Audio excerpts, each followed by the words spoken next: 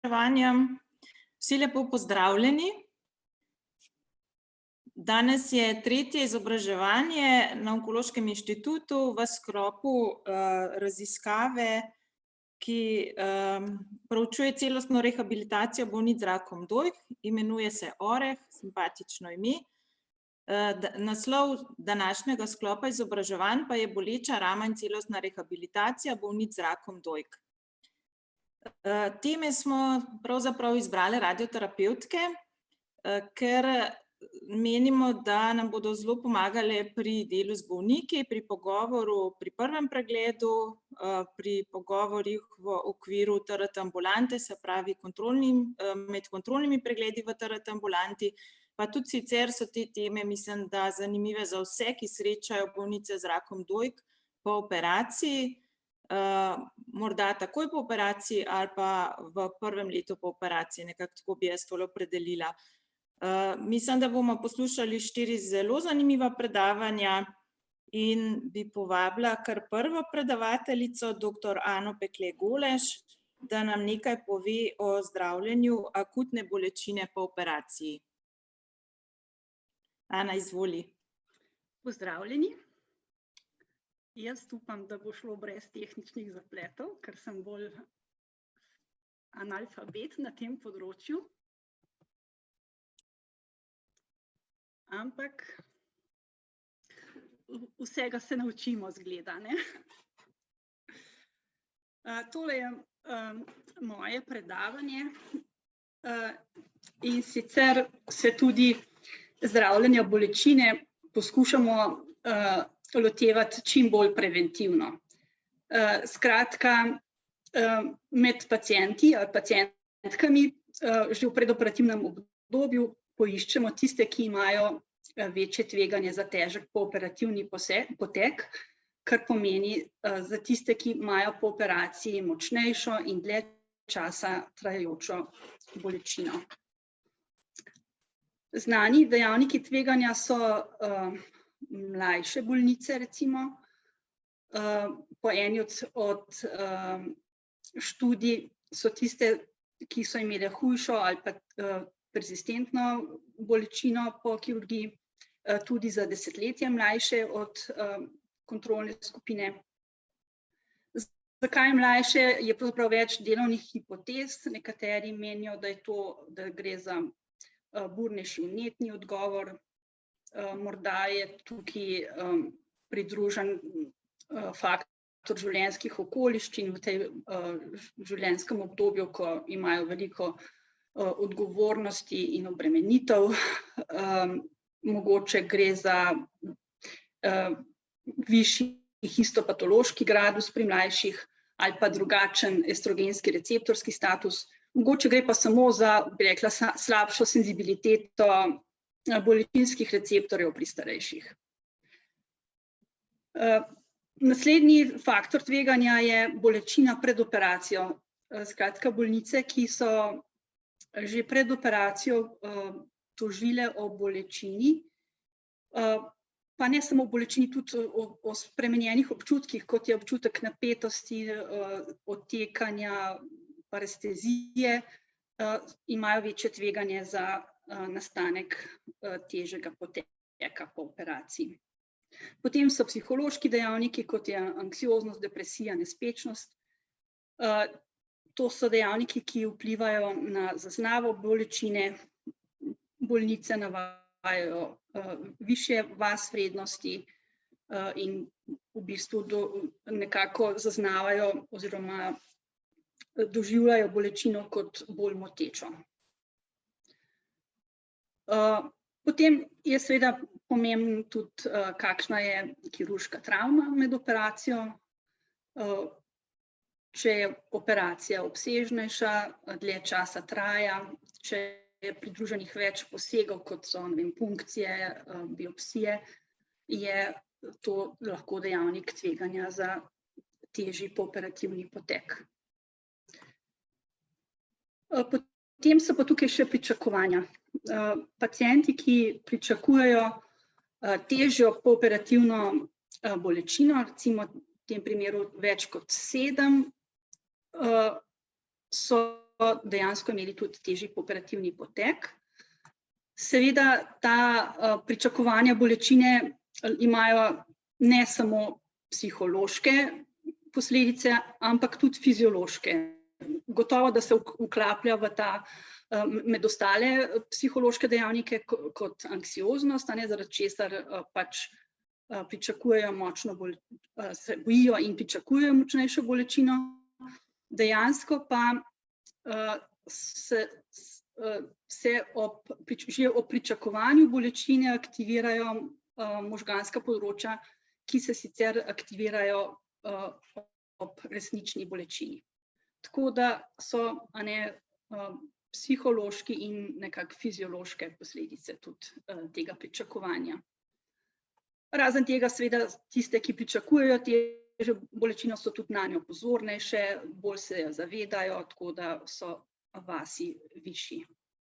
In če nekako jim zagotovimo, da bo za bolečino poskrbljeno, da so analgetiki učinkoviti, če se pridruži še vedenjsko terapijo, skratka, da se deluje na misli v zvezi z bolečino in pričakovanji, se tudi strah in pričakovanje bolečine zmanjšajo.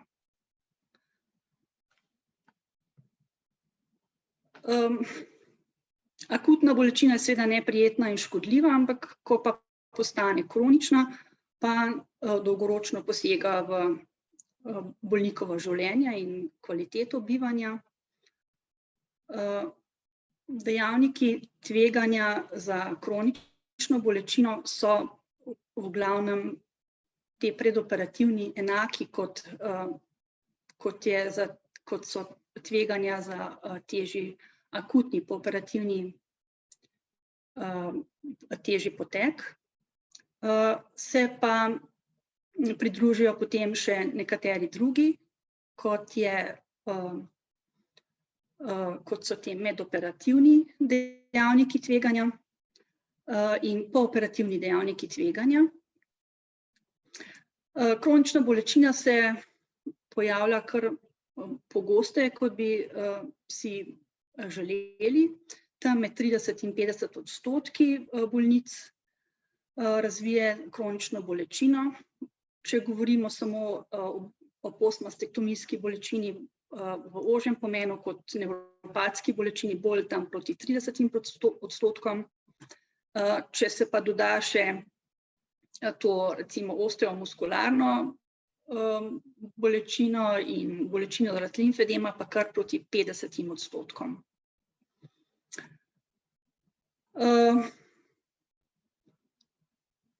Če govorimo o teh dejavnikih tveganja, mogoče na tem mestu sam omenim, da poleg teh negativnih psiholoških dejavnikov, o katerih je vedno veliko govora, obstajajo tudi nekakšni pozitivni psihološki dejavniki, in sicer to, kar angleško govoreči svet govori o resilience, skratka nekakšno stabilno čustveno stanje,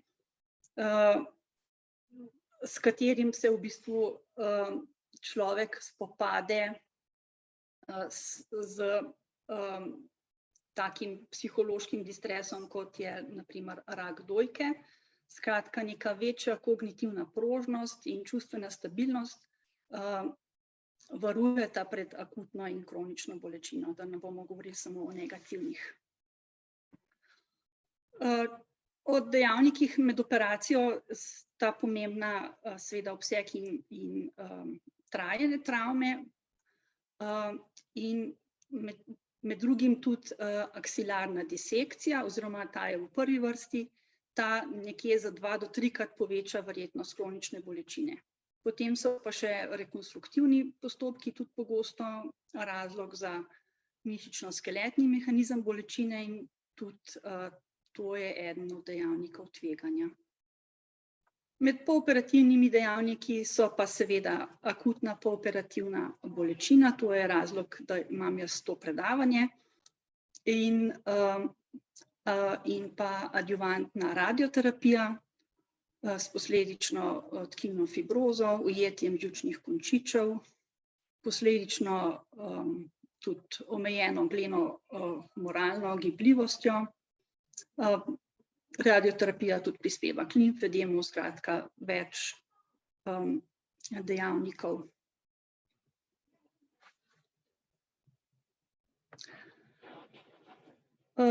Večja akutna pooperativna bolečina po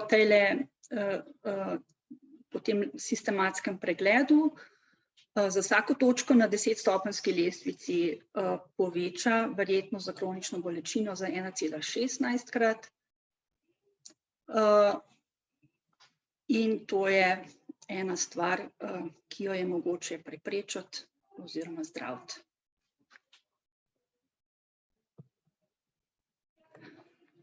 Glede analgezijo za operacijo, kako se odločimo? V bistvu se odločamo glede na pričakovano jakost pooperativne bolečine, kako invazivne postopke je smiselno izbrati. Skratka, če pričakujemo večjo intenzivnost bolečine, to nekako opravičuje tveganje za invazivnost in zaplete. In seveda izbiramo vedno tiste, ki so čim bolj učinkoviti in imajo čim manj stranskih učinkov.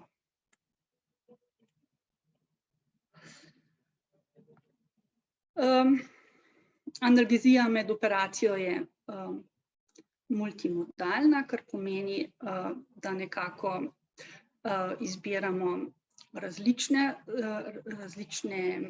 analgetike, ki se med seboj dopolnjujejo. Temelj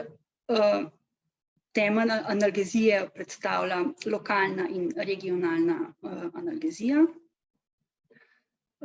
To je neke vrste preventivna analgezija, spet ta preventivni vidik, v bistvu analgezija, ki jo damo, preden se sploh sproži prenos in zaznava bolečinskega dražljaja in na ta način preprečimo stresni odgovor. Ta ideja je stara že več kot 100 let in v zadnjem času doživlja res renesanso. Lokalno in regionalno analgezijo pač prilagodimo mestu in invazivnosti posega, kot sem že rekla. Prvenstveno uporabljamo dolgo delujoče lokalne anestetike in tej regionalni oziroma lokalni analgeziji priključimo potem še sistemske neopioidne analgetike. Uporabljamo kombinacijo neopioidnih analgetikov, s čimer dosežemo njihovo sinergistično delovanje, ker s tem nekako dosegamo manjše odmerke, manjše koncentracije, imamo tudi manj stranskih učinkov in je ta razmerje med učinkovitostjo in neželenimi učinki ugodno.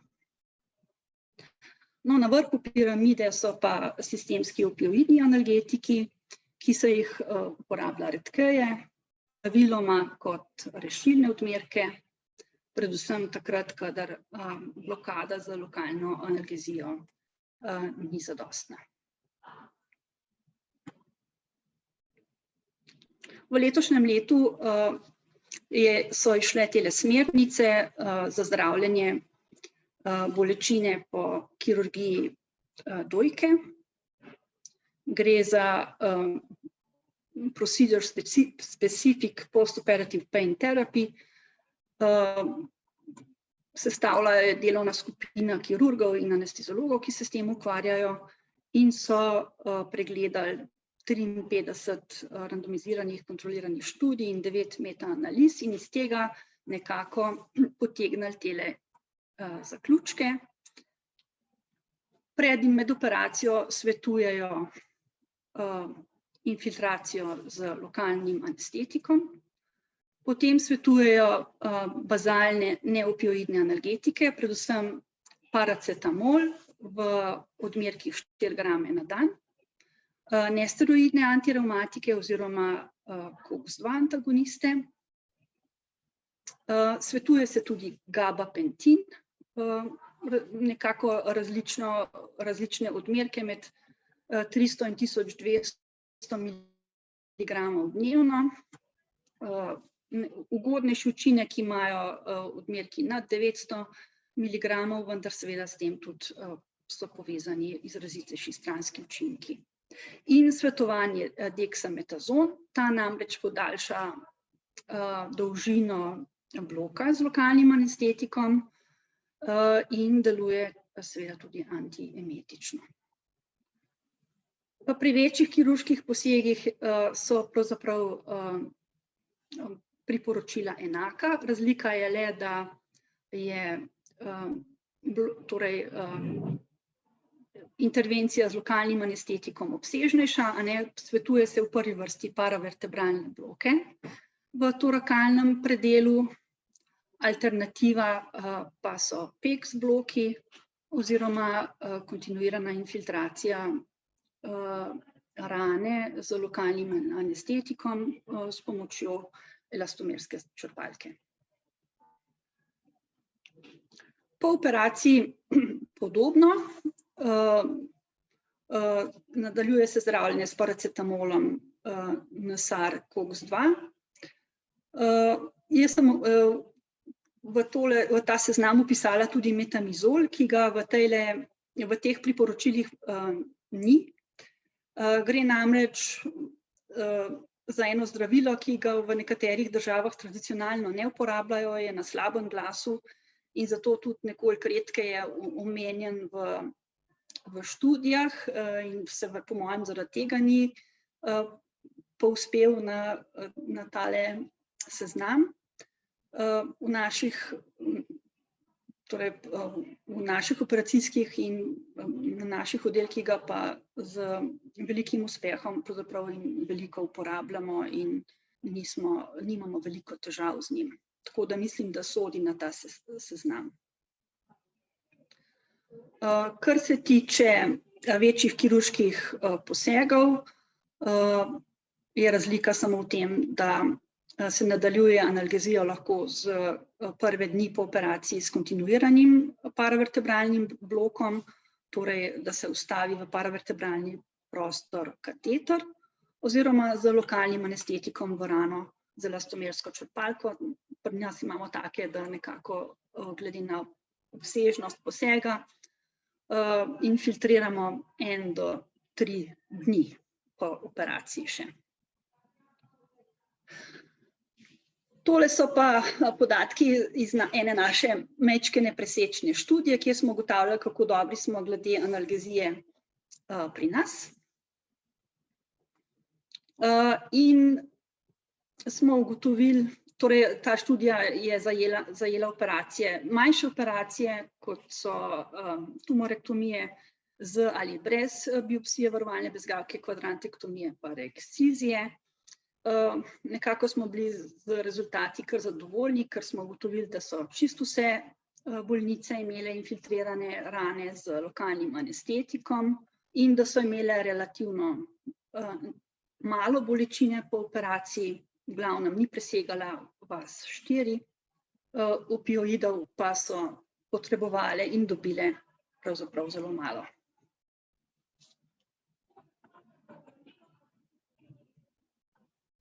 Glede torakalnega paravertebralnega bloka gre za precej zahteven, tehnično zahteven poseg, tudi časovno zamuden.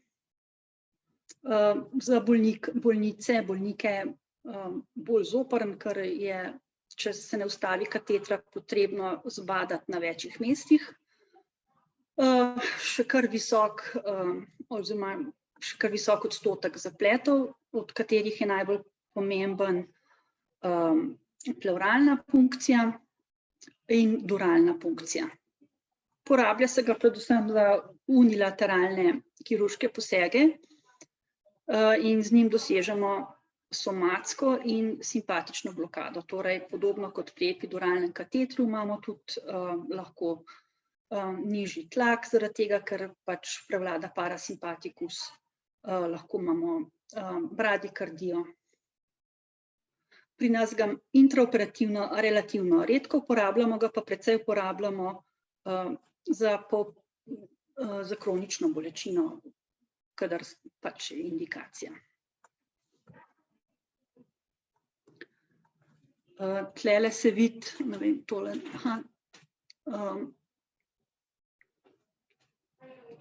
tole je plevra, tako da, takole, če blokiramo, to je še kar nevaren zaplet lahko, no, za pnevmotoraks.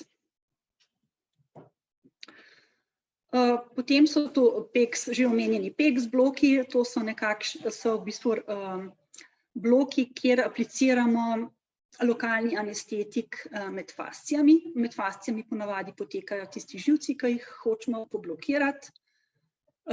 Ti bloki so primerni predvsem za obsežnejšo kirurgijo dojke, tam, kjer je zajeta aksila ali pa kjer se vstavlja ekspander. Blokada nekje poteka, torej zajema področje med T2 in T4 in vključena sta ponavadi tudi intercosto brachialis in thoracicus longus, ki sta pogosto povzročitelja bolečine pooperativne in kronične. Pri takih blokih so volumni anestetikov, tudi tu uporabljamo dolgo delujoče, volumni so kar veliki, tam preko 30 ml, tako da je tista stvar, ki nas skrbi predvsem nevarnost intravenske aplikacije in toksičnih učinkov lokalnega anestetika, medtem ko pnevmotoraks je relativno manj pogost, ker če uporabljamo ultrazvok, se lahko plevri kar dobro izognemo. Te PEX bloke uporabljamo pred ali pa po indukciji splošne anestezije, zelo redko pa ga uporabljamo kot samega za analgezijo, zaradi tega, ker čist medialnih delov mamarne regije pa ne pokrije dobro in je treba še dodatno blokirati interkostalne živce, kar seveda pomeni dodatno zbadanje in je neugodno za bolnike.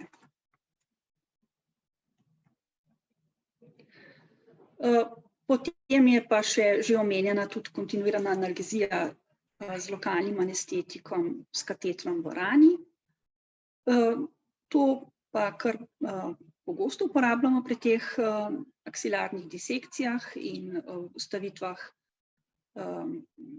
ekspanderjev.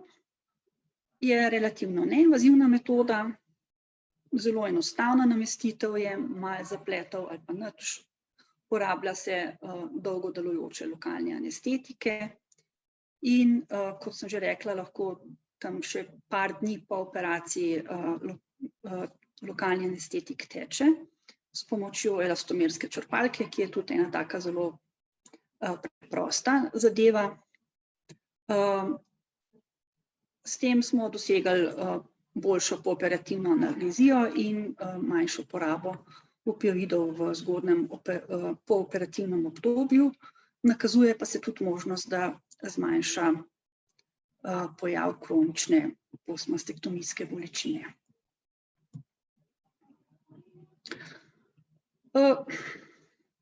Bolečina je nekako multifaktorska, zato tudi zdravljenje ne more biti enostavno. Najbolj učinkovito je, kadar kombiniramo različne terapije, skratka, ker gre za prepletanje dejavnikov, mora biti tudi prepletanje obravnav. Vsaka od teh naštetih terapij nekako dopolnjuje in podpira ostale in tako omogoča, da vsaka od njih doseže svoj maksimum. Pri multimodalnem zdravljenju bolečine nekako izbiramo učinkovine tako, da se med seboj dopolnjujejo, da je njihova učinkovitost čim večja in da imamo čim manj stranskih učinkov. In to nekako podpira potem tudi fizikalno terapijo, ki je skoraj ni mogoče izvajati, če bolnice boli. In ob dobri gibljivosti in funkcionalnosti je to spet povratni učinek na pooperativno bolečino in tako se te nekako metode med seboj dopolnjujejo. Fizikalna terapija deluje tudi kot preventiva za limfedem, psihološka podpora pa nekako zagotavlja stabilno čustveno stanje, kar vodi v boljšo adherenco z zdravljenjem, zmanjšuje tudi zaznavanje oziroma zaznavajo nižjo intenziteto bolečin in kot manj motečo doživljajo. Potem pa pri tem ne smemo pozabiti tudi na izobraževanje bolnic, skratka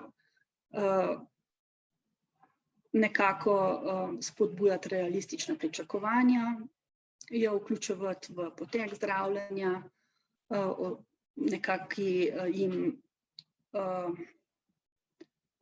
predstaviti možnosti in načine samopomoči, kako čim več v bistvu kaj lahko same največ naredijo zase.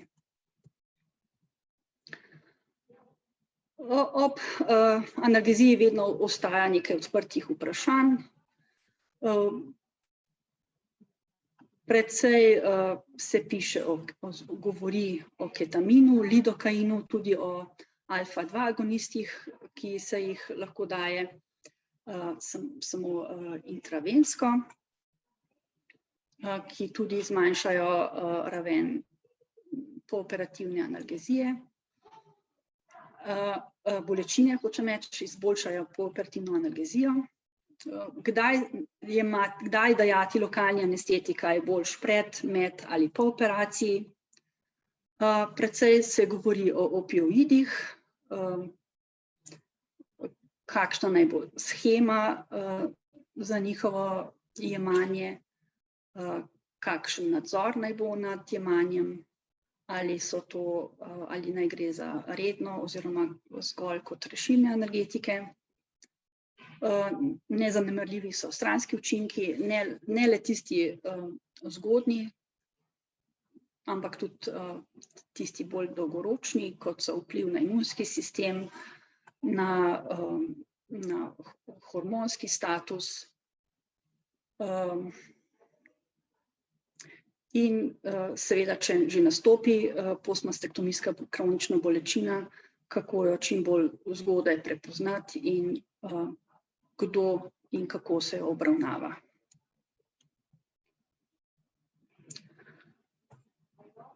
In če nekako zaključim, učinkovita analgezija je nekako sestavljena iz predoperativnega, medoperativnega in pooperativnega obdobja. Pred operacijo si želimo prepoznati bolnice z večjim tveganjem za zaplete in jim zagotoviti obravnavo po meri. Lahko to pomeni zdravljenje predoperativne bolečine, pa obravnava psiholoških dejavnikov negativnih, tudi izobraževanje. Med operacijo pomen multimodalne analgezije, pa preventivne analgezije in kirurškega stresa. V pooperativnem obdobju pa ponovno multimodalna in multidisciplinarna obravnava. Vse te postopke je smiselno strniti v klinično pot za zdravljenje bolečine. To slej ko prej omogoči, da v bistvu vse te obravnave postanejo bolj vsakdanje. Precejšen del so že, v precejšnji meri so že. In s tem se vam zahvaljujem za pozornost. Najlepša hvala, dr. Pekle, za lep pregled,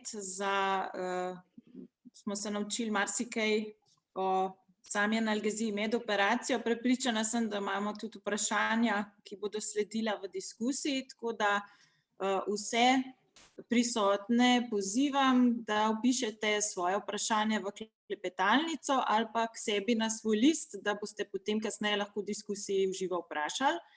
Dr. Pekletovo, kaj vas zanima?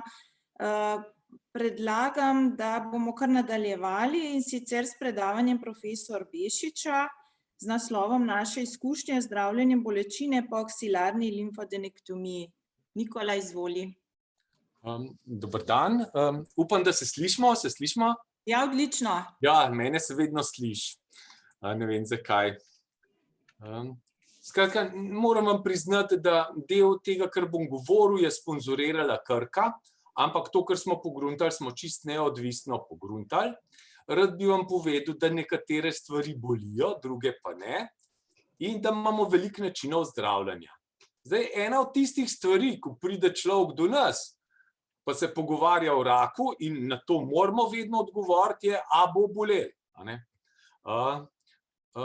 Zakaj ne sme boleti? Gospa, ko imajo raka dojk, to je drugače kot pri drugih boleznih. Recimo, če se operiraš za vnet žolčnik, če te nekaj časa boli, no nič hudega.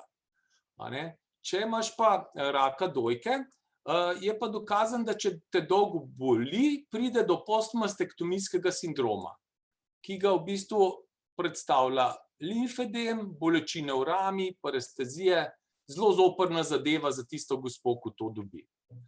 Koliko je to pogosto? To je ta kultna študija, kjer smo kirurgi pogruntali, da če je v eni bezgavki ali pa v dveh bezgavkah rak dojke, da so zasevki, da ni treba delati aksilarne limfadenektomije. Po biopsiji varovalne bezgavke smo mislili, da nikoli ne bo limfedema.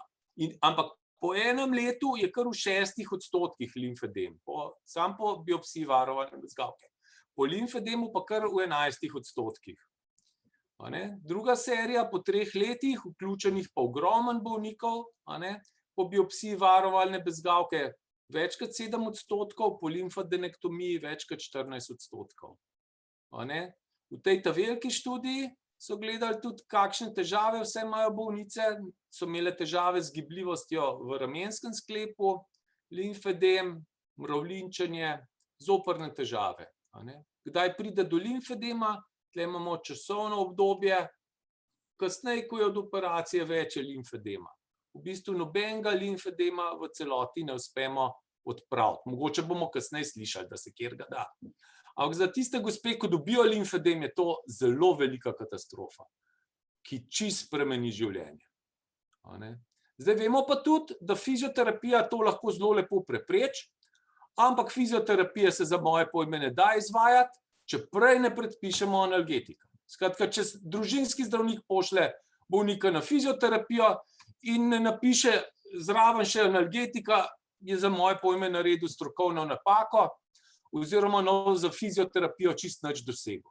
Tako da preventiva je zagotovo boljša kot kurativa. Zdaj, ene stvari res ne bolijo, to so tele operacije, če odstranimo sam del dojke ali pa eno bezgavko, ali pa del dojke in bezgavko. Tudi če celo dojko odstranimo, pa samo eno bezgavko odstranimo, to ne boli, saj ne dolgo, tako da zadošča za par dni nesteroidni antirevmatik. Drugače, če odstranimo tudi vse pazdušne bezgavke, tam je pa za dlje treba poskrbeti, da bolnika ne bo bolel, ker se v bistvu ta rama ali pa razboli po približno 2-3 tednih, ko začne brazgotiniti vse skupaj. In zdaj prihajamo do tistega, o čemer bi rad govoril, o naših izkušnjah s tem, koliko kaj boli. Najprej si poglejmo, kaj smo pogruntali, iz tega je dr. Stražišarjeva delala doktorat, pri implantacijah. Pogruntali smo, da če damo lokalni anestetik kontinuirano, zmanjšamo bolečino po vazi za 2. In smo glede tega tudi napisali skupaj s profesorjem Hčanom članek, kako je po operaciji pri v bistvu 60 bolnicah, 30 smo dali ekspander, 30 pa ne. In smo pogledali, kako je ta prvi dan po operaciji v mirovanju, koliko je bil vas, se vidite, gre do 10. V bistvu ni bilo razlik. Ampak šteje takrat, ko se gibljaš, ne ko ležiš kip primer. Tle pa vidite, bolnice zelo boli ta prvi dan po operaciji. Tisto, kar je bistven, pa pozabijo naši anesteziologi, ko rečejo, se ima pa in basta. Vse te gospe, vseh 60, je imel kontinuirano ta velik odmer piritramida. To jim je kontinuirano tekel in vendar jih je toliko bolelo, kot ste videli. Od prvega dne naprej so imele pa tudi standardno diklofenak, tramadol, pa še ob slabosti. Tisti, ki pišete terapijo na dan operacije pri ekspanderju ali pa kasneje, morate napisati za moje pojme Neodol pase na 12 ur. Ne, če jo bo bolel. Pol, ko jo boli, se v možganih nekaj spremeni, pa bo imela postmastektomijski sindrom. Kaj boli po rekonstrukciji, in to grozljiv boli, a ne, boli to, da kirurg plastik razteguje to mišico. A ne. In Neodol pase ima to prednost, da ni not sam diklofenaka, ampak je še tale substanca, ki pa en tak spazmolitik, ne, naredi, da se mišica relaksira, ker je blagodejno. No, mi smo o teh naših izkušnjah tudi na ASKU poročali, a ne, tle imamo, koliko boli ženske, če smo na eni strani delali rekonstrukcijo ali pa na obeh straneh rekonstrukcijo. A vidite, v recoveryju grozljiv boli na dan operacije, a ne, manj boli, a ne, in boli v bistvu ta prve 3 dni boli, potem šele preneha, a ne. Tako da v operacijski je treba dati Neodol pase, pa potem tudi veliko proti bolečinam ta prve dni. Ta naš članek je na naše veliko veselje bil vključen v Kohranovo analizo, kjer v bistvu utemeljujejo, da lokalni anestetik je treba uporabljati, ampak ne pozabiti, tudi ostalo moramo dati. Drugače jih kljub temu boli. Skratka, žal je tako, da če nečesa ne predpišemo, tistega bolnik ne bo dobil. Tudi če predpišemo, pa mu tega ne dajo, če napišemo, če bo vas tok pa tok, tist ne pride v telo in jih lahko boli. Tako da v bistvu mi imamo pri teh gospeh po aksilarni limfadenektomiji ali pa po takojšnji rekonstrukciji kar dobre izkušnje z opioidom tramadolom v bistvu. Drugih niti nismo uporabljali. Zdaj v svetu velja prav, Trump je razglasil opioidno krizo, tako da v Ameriki v bistvu zelo težko pride do opioidov, se ni čuden, kot tale, ko ga vsi poznate, House je Vicodin, močan opioid, kar tako govtu. Tako da tega se moramo tudi v naši hiši ali pa v Sloveniji izogibati. Se moramo zavedati, da močni analgetiki rabijo zelo tehten razmislek o tem, če ga je treba predpisati. No, zdaj seveda, to, kar vam bom zdaj kazal, pa je naša študija, ko smo jo delali, zato ko smo se malo gledali, kirurgi. Kdo bo boljš uganil, kjer paciente bolj boli. In smo o pomoči Krke uspeli izvesti dvojno slepo študijo o Doreti. Jasno je šla ta študija skozi vse te postopke, da so jo odobrili, ampak naša hipoteza je bila, če damo več analgetika, bo manj bolel. Mislim, logično. No, imeli smo pa še 2 sekundarni hipotezi, ki sta še bolj pomembni za moje pojme. Skratka, kakšna je kvaliteta življenja čez 1 leto in koliko je kroničnih bolečin čez 1 leto, če damo več ali pa manj analgetika.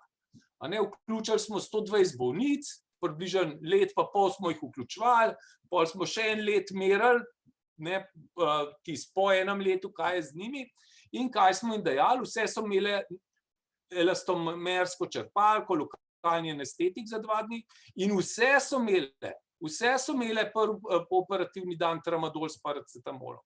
Velikih je že prvi dan odstopali, so rekli, nam je tako slabo, približno 7-8 bolnic je že prvi dan imeli tako slabost, da potem bi rekel, da so se kar okužile s to slabostjo proti tramadolu. Včasih sestre reče, pa novte tega je malce, se brez veze, vam bo sam slabo. Ampak ta prvi dan so imele vse bolnice isto terapijo, ta drugi dan so pa začele v tabletah jemati. In vsaka je mogla 2 tabletki vzeti. Ena tabletka je bil tramadol, ta druga je bila pa placebo ali pa tramadol. In so morale to jemati 4 tedne. Ob tem so pa jemale še 1 tableto naproksena na 12 ur, pa vse pantoprazol za zaščito želodca, ker je bil pač nesteroidni antirevmatik. Zdaj pogledali smo, kakšne so njihove značilnosti in ni bilo nobenih razlik med njimi. Seveda smo dokazali, da tiste, ki so imele manjši odmerek, so imele več bolečine v prvem mesecu dni. Ta prvi teden, pa ta zadnji teden se je to izkazalo. Koliko je bilo stranskih učinkov? Tle je zbirna tabela za vse 4 tedne. Ja, zelo veliko je bilo stranskih učinkov. Več kot polovica je imela obstipacijo, tudi skoraj pol navzejo, ampak in tudi veliko gospa je odstopil. V bistvu 15 od 120, ena zaradi alergije, ostale pa zaradi stranskih učinkov. Delali smo tudi farmakogenomske analize in je tako, da 7% pacientov povsod po svetu težko prenaša opioide in tem ga ni za predpisovati. Koliko je bilo bruhanja, vidite, ta prvi teden približno 8%, ampak ni bilo razlik statističnih med obema skupinama. Slabosti ta prvi teden približno tretjina, potem pa manj. Omotica, tudi ta prvi teden je to bilo, pol pa ne. Smo pa zelo natančno spraševali bolnice in včasih smo imeli vtis, mi ko smo jih spraševali, da nam skušajo ustrežiti. Karkoli sem rekel, so rekli, ja, kar dajmo, imam to. Tisto, kar je res prišlo, edino, da je statistično različno med obema skupinama, je bilo pa zaprtje v drugem tednu. Drugače pa čist med nobenim tem, kar smo gledali, ni bilo razlike. Tudi v gibljivosti rame ni bilo razlike, s tem, da so bolnice enkrat na teden hodile k fizioterapevtkam, ki so jih priganjale k telovadbi. No, zdaj pa poglejmo, kaj smo po enem letu pogruntali. Tudi to smo objavili v ugledni reviji z Impact Factorjem 4. Skratka, pogledali smo, koliko je kronične bolečine, kakšen je obseg podlehti pa nadlehti. In tisto, kar smo zelo veseli, da smo ugotovili, je, da je kvaliteta življenja zaradi simptomov povezanih z rokami bistveno boljša, če so imele večji odmerek. Skratka, stranski učinki so bili praktično enaki, ampak če smo dali večji odmerek, je bilo manj težav z roko. In nakazuje se tudi, da je manj nevropatske bolečine, ko je zelo zoprna za zdravje, ko je v bistvu ena od sestavine postmastektomijskega sindroma. Tisto, kar nas je tudi zelo razveselilo, je, da se v bistvu tudi zelo nakazuje, da je manj limfedema podlehti pri tistih, ki so jemali večji odmerek. Na nadlehti pa praktično ni bilo razlik v milimetrih. Zdaj pa še par zaključkov tega. Skratka, vse, ki predpisujete terapijo bolnicam, polagam na srce, po aksilarni limfadenektomiji ne sme boleti. Ne sme boleti, drugače bo imela gospa, tako kot je doktor Pekle povedala, velike psihične in druge težave kasneje v življenju. Skratka, boljše preprečiti postmastektomijski sindrom, kot da dosežemo to, da se ga ne da pozdraviti. Zdaj, glede varnosti tramadola s paracetamolom, mi pri naših bolnikih nismo zaznali zlorabe, nismo tako kot v Ameriki zaenkrat, in sam 7%, pa še to tiste, ko so imele veliko bolezni ali pa spremljajoče druge bolezni, zaradi katerih jih je bolelo, so bile po letu dni na tramadolu. Nam je to zelo varno zdravilo. Skratka, jaz sem prepričan in mojim bolnicam pišem višji odmerek tramadola za 4 tedne, zato da potem čez 1 leto nimajo težav. Skratka, ne pozabiti, če hočete, da bo fizioterapija učinkovita, morate napisati analgetik. Zdaj, kjer je pa ta prav? Ta prav je pa spet odvisen, kaj operiramo. Te tam male operacije, rol, snol, tumorektomija, tam, ko samo eno bezgavko ven vzamemo, za par dni nestoridni analgetik. Če jo boli, če v kontroli radioterapevti opazite, da jo karkoli boli, morate napisati analgetik. In to takle. Skratka, pri takojšnji rekonstrukciji pa treba celo za dlje predpisati analgetik. Zdaj, kaj jaz prakticiram?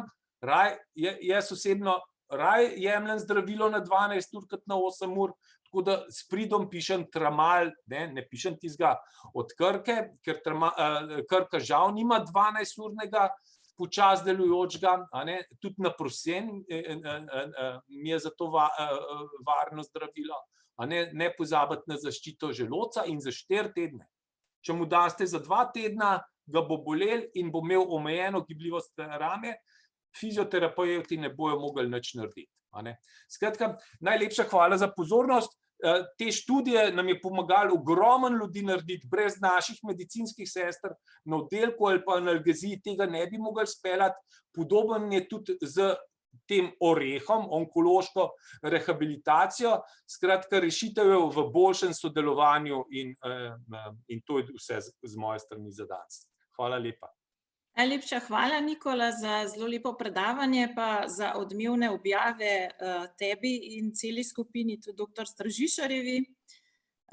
Zdaj jaz vseeno predlagam, da še enkrat ponovim vsa pravila, ki so veljala za tiste, ki ste se kasneje priključili. Vidim, da nas je zdaj 28. Prebrala jih bom. Prvo pravilo, prosimo vas, da utišate mikrofon med predavanji.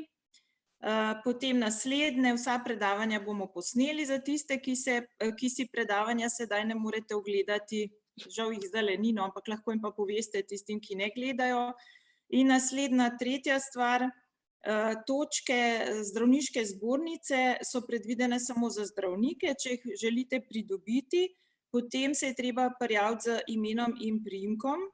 Zdaj, če ste zaposleni na Onkološkem inštitutu Ljubljana, to ni potrebno, sicer pa je treba ime pa priimek sporočiti na e-naslov, ki je bil prej predhodne že objavljen, ga pa bomo tudi v klepetalnico napisali. Tole. Zdaj prepričana sem, da imate veliko vprašanj glede bolečine, tudi jaz jih imam že tlele na listku napisane, tako da na koncu bo, sem prepričana, zelo dobra diskusija. Vendar bi kar nadaljevali še s sklopom predavanj z področja fizioterapije. In sicer je naslednje predavanje rehabilitacija po rekonstrukciji dojke v UKC. Vabim docent dr. Natašo Kos, da nam pove nekaj o tem. Kar izvolite. Ja, hvala, dober dan še v mojem imenu, upam, da se dobro slišimo. Odlično. Za profesor Bešičem je zelo težko predavati, ker ima on tako zelo, rekla, krasen način predstavitve tistega, kar želi povedati. Jaz se bom potrudila, da približam tako zanimivo predavanje, kot je bilo njegovo. Je pa malo drugačno, ker tukaj se ne bom toliko veliko dotikala bolečine, kljub temu, da je tema pač tega sklopa bolečina, ampak sem bila nekako zaprošena, da predstavim, kako poteka rehabilitacija pri tistih ženskah, ki so se odločile za rekonstrukcijo in so bile zaradi tega tudi operativno oskrbljene v UKCL. Zdaj, profesor Ahčan je v svoji knjigi zelo lepo napisal, dojka je osrednji del človeškega telesa, ženskega telesa, vsi smo zelo ponosni na svoje dojke in kakršnakoli sprememba, bolezenska ali operativno stanje nam seveda povzroča zelo veliko težav. Ravno z tega vidika je rekonstrukcija eden od načinov, s katero pač lahko izboljšamo kakovost življenja vseh tistih žensk, ki jih pač doleti ta žalost, da se mora dojka odstraniti.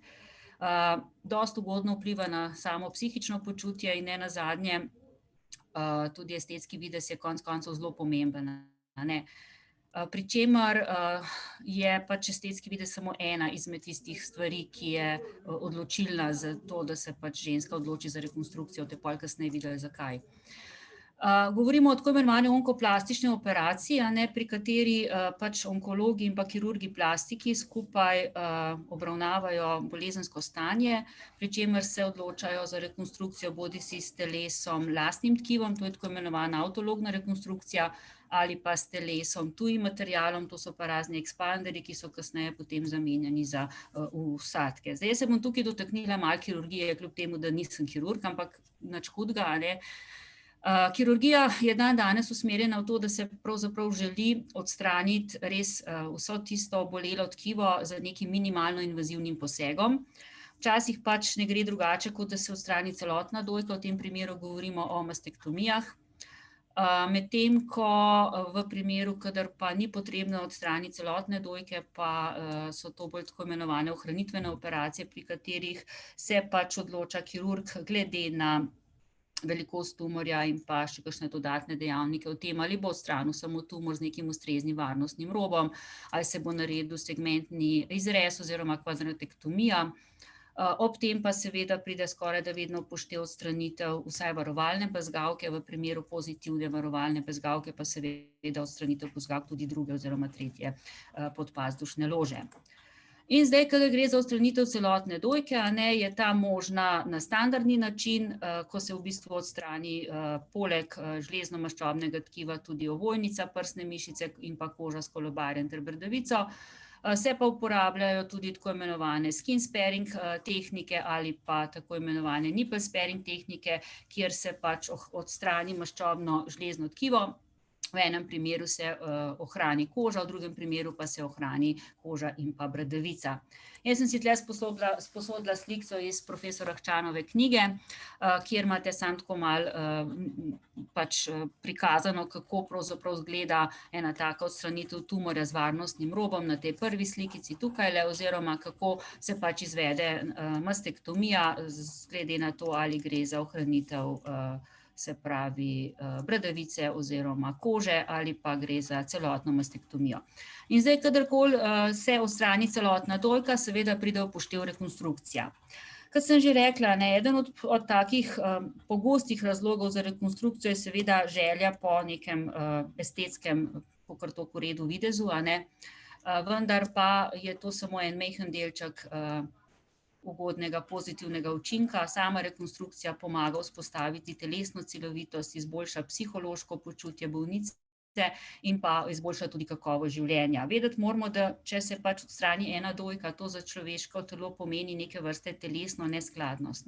Spremeni se telesna drža, obremeni se hrbtenica, drugačna je statika, posledično se pojavijo bolečine in vse to lahko v veliki meri zmanjša funkcionalnost in neugodno vpliva na kakovost življenja.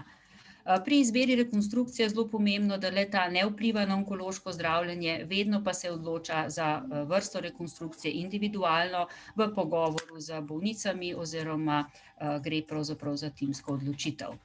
Rekonstrukcije so lahko primarne ali pa sekundarne, vsaka ima neke prednosti oziroma slabosti. Zdaj, pri primarni je prednost predvsem v tem, da je to en operativen poseg in da ženska nima občutka, da je izgubila dojko, ker ko se zbudi pri rekonstrukciji, dojka nekako je tam.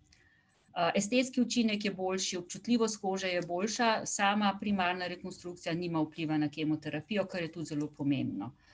V primeru, kadar je potrebna kakšna predoperativna oziroma pooperativno obsevanje, se bolj pogosto potem na teh konzilih odločajo za sekundarne rekonstrukcije, se pravi, da takoj po posegu pač ne naredijo ničesar, in se kasneje pač lahko opravi ta rekonstrukcija, kakršnakoli že, bodisi z lastnim tkivom ali pa z telesu tujim tkivom. To pomeni, da je ta poseg nekako kasnejši, pride v poštev takrat, kadar ženske psihološko niso dobro pripravljene. Pozitivna stran tega pa je, ker ima ženska v času, ko se pač odloča ali čaka na sekundarno rekonstrukcijo, čas, da se pripravi. Vsi vemo, veliko je tudi študij narejenih v zadnjih letih, kjer se poudarja pomen prehabilitacije, priprave človeka, se pravi posameznika, tako strani fizične priprave kot psihološke priprave z raznimi aktivnostmi na operativni poseg. In prehabilitacija zelo ugodno vpliva na končne izide funkcionalnega zdravljenja pooperativno, tudi v primeru, kadar gre za kakšne, predvsem pri teh bolnikih, ki imajo pač v osnovi onkološka obolenja. Odloženo primarna je tudi možna, zdaj ta se sicer izvaja malo bolj redko, tukaj pa kirurg odstrani ekspander, ustavi ekspander ob mastektomiji in se kasneje ta ekspander zamenja za neko drugo vrsto rekonstrukcije, če se pač tako odločijo. Zdaj, pri rekonstrukciji z lastnim tkivom so tele 3 variante tlele napisane, to so, včasih se je veliko uporabljal tram, kjer se je odvzela tudi ta prema mišica trebušna, zdaj je zlati standard bolj uporaba DEPA, kjer v bistvu uporabimo enako žilno shemo kot pri tramu, samo s to razliko, da se vzame koža in podkožno maščevje na žilnem peclju, ki poteka skozi premo mišico, kar pomeni, da ta mišica trebušna ostane intaktna. Zdaj, kadar pa ni dovolj trebuha za rekonstrukcijo, se pa odločajo lahko tudi za tako imenovan latissimus dorsi reženj, kjer pa vzamejo ob koži in podkožnem maščevju še latissimus dorsi, ki je v bistvu s hrbta potegnjena mišica v obliki veznega režnja. Kot sem rekla, te primarne rekonstrukcije imajo prednost v tem, da je en operativni poseg. Tukaj vidite, kako pravzaprav se istočasno zbereta dva tima, kirurgi, ki operirajo dojko, in pa kirurgi, ki pripravijo, se pravi, tisti reženj, ki ga potem pač s katerim rekonstruirajo dojko. DEP je zlati standard, to so tudi slikice iz profesora Kčanove knjigice, kjer se pač vidi, kako pravzaprav je obsežen res, predvsem v področju trebuha in kako se potem te režnji nastavijo na dojko, ki je prej bila in se potem pač ponovno formira. Seveda, podobno kot pri vsaki operaciji so tudi tukaj možni pooperativni zapleti, čeprav naši kirurgi pravijo, da jih je zelo malo. Lahko se razvijajo seveda kakšni hematomi, mogoče so malo bolj pogosti kot hematomi seromi, lahko se pojavi slabo celjenje, odmrtje kože, lahko pride celo do kakšnega vnetja, tromboflebitisa, limfangitisa, infekcije, ampak res to ni nekaj zelo, zelo pogostega, je pa seveda to stvar, ki dodatno moti funkcionalnost posameznice, zmanjša mobilnost in pa povzroča pojav bolečine z vsemi temi neprijetnimi posledicami, ki smo jih pa že prej slišali v predavanju mojih dveh predhodnikov. Kaj so cilji te zgodnje rehabilitacije? Se pravi, ko pač so ženske hospitalizirane. Naši cilji so usmerjeni, pač tlele imate naštete, jih niti ne bi prebrala, v glavnem gre za to, da bi nekako želeli čim bolj osamosvojiti bolnico v tistih parih dneh hospitalizacije, jo poučiti vseh aktivnosti, ki jih lahko izvaja po odpustu iz bolnišnice, zagotoviti neko kakor toliko dobro gibljivost ramenskega sklepa in pa preprečiti vse te naše pozne ali pa tudi zgodnje zaplete, ki še dodatno lahko potem povzročajo težave pri funkcioniranju. Izzivi so tudi tukaj našteti, vsi te izzivi so povezani z pač pooperativnim okrevanjem, bodisi da se pojavi kakršnakoli težava v zvezi z brazgotinjenjem, z pojavom takih močnih vlečočih brazgotin, ne samo v področju, kjer je bila operirana dojka, tudi v trebušnem predelu ali pa v podpazdušnem predelu z posledično omejeno gibljivostjo ramenskega sklepa, slabimi mišicami, lahko se razvijajo kasnejše biomehanske spremembe, posturalne motnje, v glavnem tudi limfedem. To so tisti izzivi, s katerimi se nekako soočamo in z ustreznimi postopki želimo preprečiti pojav vseh teh komplikacij. Kar se tiče protokola obravnave, zdaj pa pri nas je tako, da te gospe, ki pridejo, pač gre za gospe, ki se odločijo za rekonstrukcijo z lastnim tkivom, to se pravi dieptram ali pa latissimus dorsi. Te gospe so sprejete k nam običajno en dan pred operativnim posegom. To je zelo v redu, zaradi tega, ker v tem času jih lahko marsičem poučimo, predvsem o tem, kako bo rehabilitacija potekala po operaciji, potem tudi, kar se tiče dihanja, poučimo jih, običajno tudi zmerimo gibljivosti ramenskih sklepov, tudi obsege udov, tako da vidimo pač neko izhodiščno stanje. Če se kasneje pooperativno kaj spremeni, da lahko vidimo, v kakšni smeri so te spremembe nastale. In pa naše delovne terapevtke imajo v tem času, ko so ženske pač sprejete, čas, da vzamejo mero za kompresijsko oblačilo, ki se potem pač gospem namesti že takoj po končani operaciji. Prve dni po operaciji seveda strani negovalnega osebja, tako kot pri vseh operacijah, potrebno spremljati te osnovne stvari, da spremljamo, pač preprečimo pojav nekih sekundarnih zapletov, ki so vezani pač samo na sam operativni poseg. Zdaj, kar se tiče pa rehabilitacije, pa je nekako mišljeno, da že prvi dan po operaciji ženska nekako se usede s pomočjo terapevta ob ustreznih navodilih, potem nekako drugi dan pri diepu pa tramu že sledi vstajanje, hoja po sobi, medtem ko pri latissimus dorsi režnju se lahko sprehaja po sobi že prvi dan in nekako v tretjem dnevu pride do tega, da je gospa kakor toliko samostojna in da lahko hodi na daljše razdalje tudi brez spremstva. Če seveda poteka pač celoten postopek oziroma proces rehabilitacije, tako kot bi bilo brez kakršnihkoli zapletov. Zelo pomembno je dihanje, namreč dihanje je pri teh operacijah običajno bolj tako plitvo, ženske vse boli. Tukaj gre le za kar en tak velik del prerezanih področij in v bistvu vsak premik jim povzroča bolečine, tako da zelo lahko dihajo. Posledica tega je tudi zadrževanje izdiha, kar seveda lahko vodi v pojav številnih sekundarnih zapletov, predvsem respiratornih. Tako da je zelo pomembno, da gospe dobijo informacije o tem, kakšno je pravilno dihanje, naučimo jih dihanja s trebušno prepono, pri čemer je v bistvu varovan ta spodnji del trebuha, ki jih običajno kar dosti boli, in pa poučimo jih o dihalnih vajah, o pomenu teh dihalnih vaj, ki jih morajo pač tudi redno izvajati. Kar se tiče bolečin, seveda ob ustrezni analgeziji, ki je bila že prej tudi dosti dobro povedana, je treba tudi nekako pomagati gospem s tem, da se jih namesti ali pa da se jim pove, v katerem položaju bodo najmanj bolečin čutile. Običajno je to položaj za pokrčenimi koleni in pa nekoliko dvignjenim vzglavjem, ker se s tem razbremeni napetost v predelu trebuha. Kompresijsko oblačilo, ki so ga naše delovne terapevtke izmerile in izdelale predoperativno, se namesti že v času, ko se pač operacija konča, in to kompresijsko oblačilo je tudi do neke mere pomembno. Kot vidite na tej spodnji sliki, recimo pri teh Trumpa diepih, to so take hlačke, ki so narejene na takšen način, da se lahko tudi brez nekih večjih problemov namestijo, da jih ženska lahko tudi namesti sama. Ugotovljeno je, da če se zdravi in pa prepozna akutna bolečina, je seveda možnost razvoja tako imenovane kronične bolečine mnogo manjša. O tem je bilo pa pravzaprav veliko govora tudi v prejšnjih predavanjih. Kot sem že omenila, kompresijsko oblačilo je pomembno, ne samo zaradi tega, ker zmanjšuje bolečino pri gibanju, ampak s kompresijskim oblačilom zaščitimo ta del trebuha, ki je bil operiran. Poleg tega deluje tudi v smislu zmanjševanja otekline in pa zaradi kompresije, ki se vrši na brazgotino, tudi pripomore k temu, da se pooperativna brazgotina, bom pol kasneje pokazala na slajdih, kakšne brazgotine to so, tudi lepše formira. Navodila so, da se kompresijsko oblačilo namešča za 24 ur, na kakšne 2 do 3 mesece ne bi ga gospe kar redno nosile.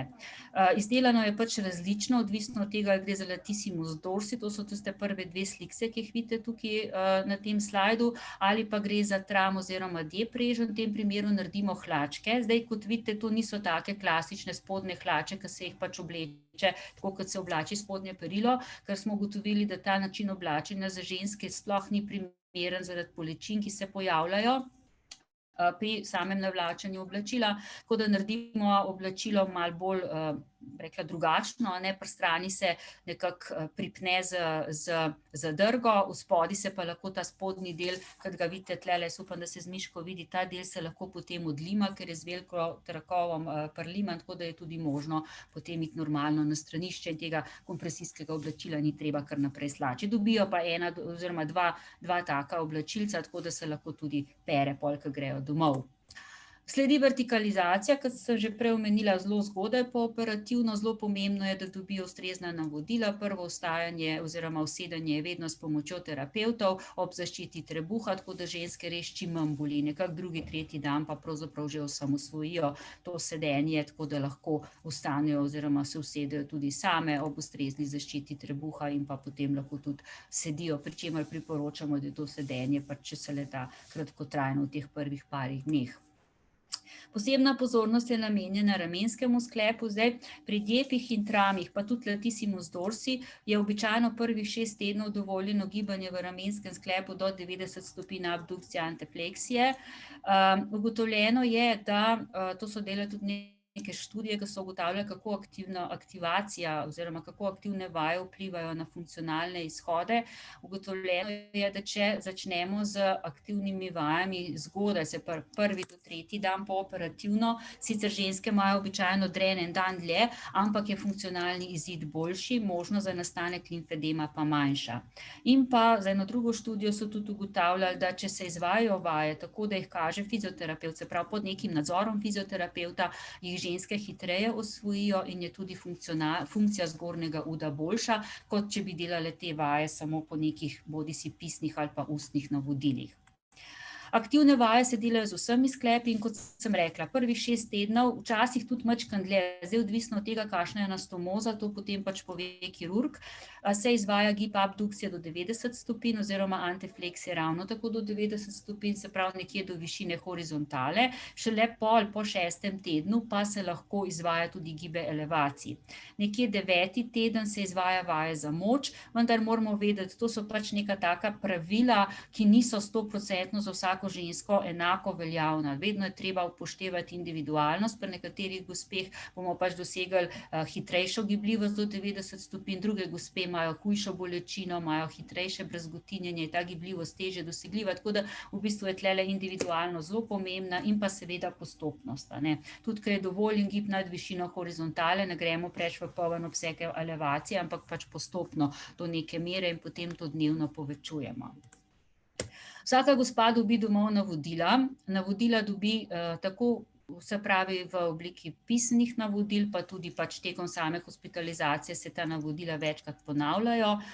Zelo velikokrat jim moramo tudi posebej povedati, kako je s trebušnimi mišicami, nekako 4-5 tednov ne bi se izogibale večjim obremenitvam trebušnih mišic, nekako v 5. tednu pol že rečemo, da lahko začnejo mogoče take blage izometrične vaje, nekje po 8-9. tednu pa se lahko pričnejo tudi vaje za jačanje teh trebušnih mišic. Zelo pomembna so tudi navodila glede skrbi za brazgotino, bodisi da gre tukaj za brazgotino na trebuhu, na dojki ali pa pod pazduho, predvsem zaradi tega, ker te brazgotine so velike, so dostikrat neprijetne, boleče, trde, neelastične in v bistvu dobiti mora ustrezna navodila, kaj s temi brazgotinami početi, da se to nekako zmehča. No, tukaj je tale slajd, ki sem ga že prej obljubljala, te brazgotine na trebuhu velikokrat ženske po primarnih rekonstrukcijah veliko bolj motijo, kot jih moti področje dojke. Gre za brazgotino, ki poteka od enega konca tropuka do drugega, vmes je potem še ta popa, ki je malo prestavljena, ne. In zdaj seveda odvisno od kože, kako odreagira, od posameznikov, nekateri zelo, zelo grdo brazgotinijo, te brazgotine potem vlečejo, so neelastične, bolijo, pri nekaterih ženskah se pa seveda to zelo lepo sformira. Fajn je seveda, da dobi ustrezna navodila, da ve, kako za brazgotinami ravnati. Seveda v času hospitalizacije so to več ali manj navodila, ki jih lahko damo ustno, ker takrat so še šivi oziroma klamfe, masaže brazgotine se ne da pokazati, tako da v primeru, kadar imajo gospe kasneje težave s tem, je fajn, da se napotijo na kakšno ambulantno terapijo. Kompresijska oblačila, ki sem jih prej pokazala, ugodno in tudi dokazano zmehčajo brazgotine in že z tega vidika so zelo fajn za nositi, oziroma tudi priporočljive. Včasih celo priporočamo, da jih uporabljajo ženske, ki imajo trde, neelastične brazgotine tudi dlje kot 3 mesece. Kar se tiče ambulantne obravnave, seveda zdaj gospe so v bolnišnici tam 7, maksimalno 9 dni, če vse lepo poteka tako, kot pač ne bi potekalo. Pa grejo pa domov, ne. Zdaj, kadarkoli se pojavijo dodatne težave v smislu slabših gibljivosti ramenskega sklepa, trdih, neelastičnih brazgotin, otekline v področju dojke, trde dojke, kakšni hematomi in tako naprej, v tem primeru je treba vedno pomisliti, da gospa mogoče rabi še neko dodatno obravnavo, tudi ambulantno. V tem primeru se pač lahko na to ambulantno obravnavo tudi napoti, oziroma je prav, da se napoti. Tik pred koncem bi se dotaknila še rekonstrukcije z vsadki, zdaj tle se nisem spuščala v to vrstno rehabilitacijo, namreč ta rekonstrukcija se dela na Onkološkem inštitutu, tako da tiste gospe, ki imajo vstavljene ekspanderje, se pač vodijo običajno tam, vsaj tiste prve pooperativne dni. Ekspander se izbere individualno, seveda odvisno od velikosti pa oblike dojke. Zdaj, edina taka pomembna razlika je, ker je tudi fajn, da ženske nekako to vedo, pri primarnih rekonstrukcijah z lastnim tkivom se zbudijo z dojko, ne. Tukaj pa v bistvu je koža, ko se ženske zbudijo, pravzaprav ploska in pa napeta, tukaj dojke pravzaprav ni, ne. Je pa je ni, no, ni take, kot je pri primarni rekonstrukciji. V glavnem te gospe potem hodijo na kopreko in tlele pridemo mi v stik z njimi, ne. Na kopreko se ekspander polni, zdaj kolikor se bo napolnil tam po 70 mililitrov, običajno naenkrat, zdaj odvisno spet zelo individualno in pa število teh obiskov je tudi zelo različno. Važno je toliko, da dobijo navodila, da po polnitvi ekspanderja se pojavi običajno bolečina v tem predelu, ker to je neke vrste pritisk na mišico, ni tako zelo prijetno, no. Tako da takrat mora gospa pač par urni počitek ji priporočamo, ne, da pač tisti čas, ko je ekspander ali pa tisti dan z roko ne maha zelo veliko. Še ena stvar je, ki jih zelo moti pri teh ženskah, to vidim pol kasneje v ambulanti, je to, da ne čutijo, ne. Zdaj, tiste, ki imajo narejene rekonstrukcije z lastnim tkivom, imajo občutek, ko se dotaknejo dojke, te gospe, ki imajo pa ekspander in kasneje ekspander zamenjan za protezo, imajo pa težave, ker nimajo nekega občutka dotika na dojki, a ne. To se pol sčasoma seveda nekako povrne, ampak tisti prvi dnevi pa oziroma pač, ko se začnejo pač malo dotikati, ko se upajo dotikati, je pa fajn, da vedo, da pravzaprav je to nekaj, kar se bo sčasoma popravilo, da jih ne moti, da jih ne začne toliko zelo motiti.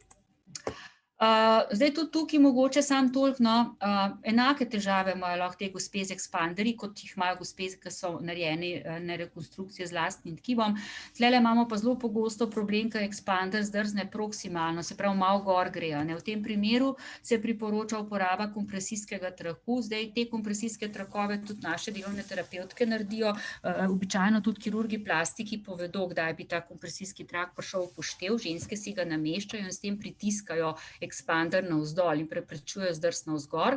Imamo pa tudi modrčke, ki so narejeni, recimo Lisca ima take modrčke, ki ima ta kompresijski trak že v tem zgornjem delu nekako ušit, ampak mislim, ne, da niso v redu, seveda v redu so, ne, če ni drugega, je pa učinkovitost tega individualno izdelanega kompresijskega traku pri preprečevanju potiska ekspanderja navzgor veliko večja. Ok, za moj zaključek samo to, kar mislim, da je bilo jasno skozi celotno predavanje. Kaj pomeni pač obravnava bolnice, ki se odloči za rekonstrukcijo? Vsekakor to pomeni neko timsko delo, v katerega smo vključeni različni profili. Zelo pomemben je zgodnji začetek rehabilitacije, zaradi tega, da se preprečijo vse komplikacije, kolikor se seveda lahko preprečijo in da je funkcionalni izid boljši. Seveda zelo pomembna so ustrezna navodila, ki jih mora gospa dobiti, ko gre iz bolnišnice domov, in pa ne nazadnje vedeti je treba, da marsikatera gospa potrebuje tudi ambulantno obravnavo, nekatere pa celo zdraviliško rehabilitacijo in da je treba na to pomisliti in gospod dovolj zgodaj tudi na to vrstno obravnavo poslati. Ok, toliko imam jaz z moje strani, tako da bi se zahvalila za vašo pozornost, pa predala besedo naprej Tanji. Hvala lepa za to zelo zanimivo in pregledno predavanje.